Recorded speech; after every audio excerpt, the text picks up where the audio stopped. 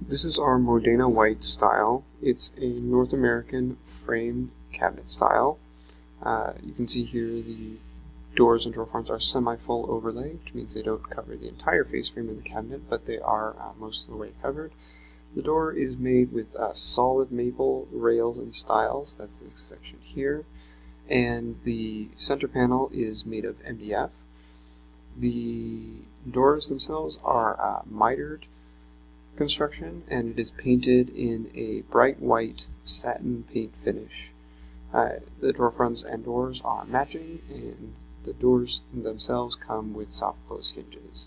The door boxes are made with a dovetail construction, as you can see here. The sides are made of 100% solid wood, and they're 5/8 of an inch thick and painted in a matching finish. The drawer glides are undermount, soft close, full extension, stainless steel drawer glides. The cabinet box is made with 1/2 inch thick plywood and is constructed using cam locks.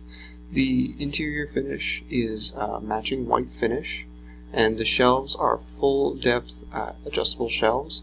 As you can see here, the exterior of the cabinet is also finished in a matching painted white finish.